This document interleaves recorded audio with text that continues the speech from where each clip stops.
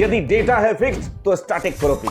अगर आपका डेटा बढ़ रहा है बार बार तो यहां पे डायनामिक होगा दमदार। मतलब कब स्टैटिक यूज करना है कब डायनामिक यूज करना है ये आपका कंफ्यूजन करने वाला हूं क्लियर। बस एक्सेल वीबीए एरे सीख लो अगर एक्सेल में एक्सपर्ट बनना है माय डियर। इनिशिएटिव लिया है, क्या हुआ?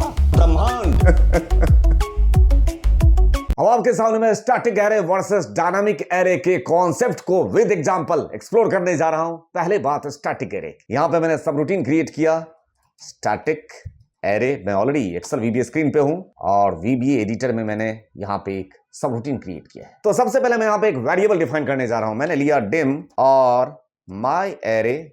ये मैं पहले से ही एलिमेंट पास कर दूंगा क्योंकि स्टैटिक एरे के केस में आपको बताना पड़ता है कि कितना एलिमेंट पास करने वाले हो। As long, I as long और कॉमा जे एज लॉन्ग। यहां पे आपने तीन वेरिएबल डिफाइन किया है। एक एरे वेरिएबल है, ये देख लीजिए, साफ पता चल रहा है, और दूसरा नॉर्मल वेरिएबल आई और जे। मैंने कहा आई इक्वल टू 1 और यहां पे अब मैं लूप चलाने जा रहा हूं फॉर जे के लिए चला देता हूं। जे इक्वल टू 0 to 4 या 1 to 4 कुछ भी ले सकते हैं। 0 लेंगे तो 0 से स्टार्ट कर देगा और ऑफ कोर्स फॉर लिया है तो यहां पे हमें नेक्स्ट ऑफ जे भी कहना होगा। अब इसके अंदर आइए, अब आप इसको बोलिए कि ये जो माई एरे ऑफ आई लिया तो आई में क्या रखा हुआ है अभी 1, वो इक्वल टू, अब आप उसको बोल दो sales of I comma 1 dot उसकी क्या वैल्यू। इसका मतलब मैं ये कहना चाहता हूं कि जो मेरे आई कॉमा 1 मतलब क्या 1, अभी आई की वैल्यू तो ऑफकोर्स 1 है तो 1 कॉमा 1 कौन सा सेल कहलाएगा A1। A1 सेल की जो वैल्यू है वो किसे थमा दो,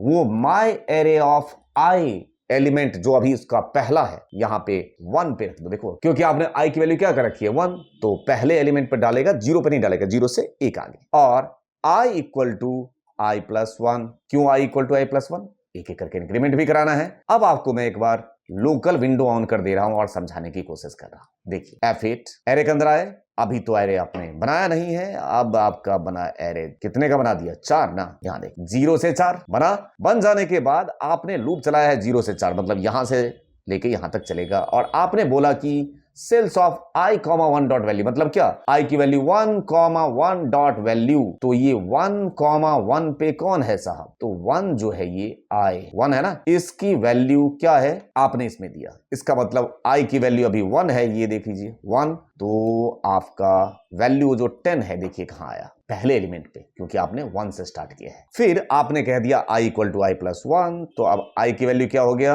आई की वैल्यू हो गया 2। नेक्स्ट ऑफ जे, जे की वैल्यू भी अब हो जाएगा, देख लीजिए 1 F8। फिर घूम के गया लूप और वहां पे 20 स्टोर, इस तरीके से देख लीजिए।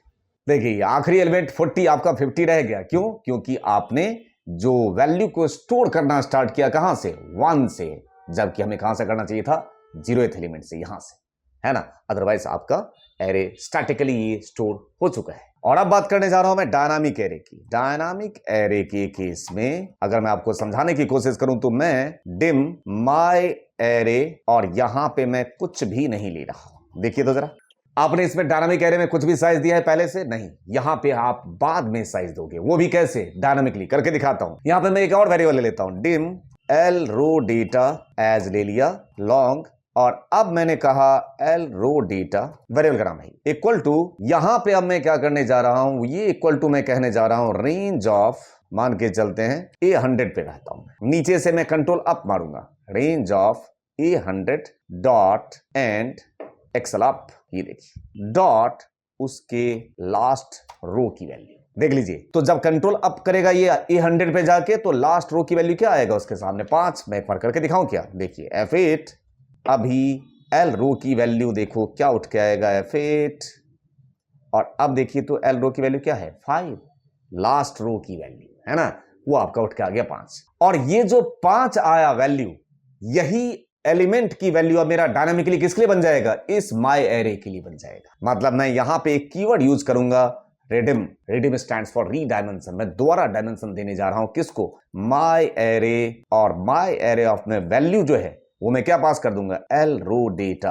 अब आप बताइए यहां पे अगर आखिरी रो 5 है तो आपका जो माय एरे का साइज 5 का बन जाएगा। यहां पे आखिरी रो में अगर मैं 2 वैल्यू और ऐड कर दूं तो अब एल रो डेटा की वैल्यू क्या बन जाएगा 7 बन जाएगा, क्योंकि ये लास्ट रो 7 पे आएगा तो ये एल रो डेटा उठ के इसमें आ जाएगा। आ रहा है समझ में। और अब मैं यहां पे चलाऊंगा लूप। लूप के लिए तो मैं dim I as long comma J as long, 2 ले लिया और i इक्वल टू कर दूंगा 1 जैसा आपने स्टैटिक एरे के केस में कहा है। और यहां पे आपने लूप चला दिया किसके लिए, फॉर j इक्वल टू, आप लीजिए यहां पे लोअर बाउंड ऑफ, तो लोअर बाउंड में क्या पास कर दूं, lower bound of my array से कहां तक चलेगा, अपर बाउंड ऑफ किसके, माई एरे। तो माई एरे में जो भी रखा होगा उसके पहले एलिमेंट से स्टार्ट करेगा, नेक्स्ट ऑफ जे भी कर दीजिए, ये रहा नेक्स्ट ऑफ जे, ये पहले एलिमेंट से स्टार्ट करेगा और आखिरी एलिमेंट तक लेके जाएगा। और अब यहां पे कहिए my array of J equal to sales of, कौन सा सेल, तो रो का इंडेक्स हो गया i, 1 डॉट वैल्यू हो गया i equal to i plus 1, हो जाएगा अपना काम। एक बार चला के देखें, लोकल विंडो ऑन, ये रहा, और अब चलाइए लूप F8, यहां पे आए, यहाँ आए, ये रहा एरे, रिडीम किया आपने, देखिए कितने का एरे बन गया, 7 एलिमेंट है तो 7 का एरे, 10 एलिमेंट रहता तो 10 का एरे, वो भी स्टैटिकली नहीं डायनामिकली सही है ना, बहुत काम का। और अब लूप के हिसाब से वैल्यू को स्टोर कर दिया जाए। पहला एलिमेंट देख लीजिए 10 स्टोर, क्योंकि आपने सेल ऑफ i का मतलब क्या, 1,1 मतलब A1 की वैल्यू उठा के किसको दे दो, ये रहा जे की वैल्यू जो आपने ले रखा है। लोअर बाउंड मतलब पहला एलिमेंट 0th नंबर पर रखता जाएगा और फिर 1 2 3 करके इसी सीक्वेंस में आउटपुट दिखाता जाएगा। ऐसे देखिए कैसे स्टोर कर दिया, हो गया अपना काम।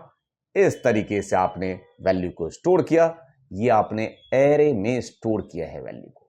ठीक, पहला अप्रोच जो था वो स्टैटिक वे था, दूसरा अप्रोच डायनामिक वे। काम सेम ही है लेकिन इस बार डायनामिक तरीका बिल्कुल अंदाज अलग आपको देखने को मिला होगा। और अब आज का वीडियो साइनिंग ऑफ लेने से पहले सिर्फ इतना ही कि अगर आप कॉन्सेप्चुअल लर्निंग प्रोग्रामिंग की तरफ पहला कदम रखे हैं तो स्टार्टिंग में तो दिक्कत होगी साहब, लेकिन अगर आप ये कॉन्सेप्ट क्लियर करते हुए आगे बढ़ते चले जाएंगे तो रास्ता बहुत आसान होता जाएगा। ठीक है, इसलिए घबराना नहीं है, मैं एक एक कॉन्सेप्ट एक एग्जांपल लेकर आता हूं तो उसको एक्सप्लोर करता हूं आपके लिए, तो बेहतर होगा आप यूज टू हो जाइए प्रोग्रामिंग के, क्योंकि आगे बहुत काम आने वाले हैं। Thank you for your love and support to innocent channel, thank you दिल से।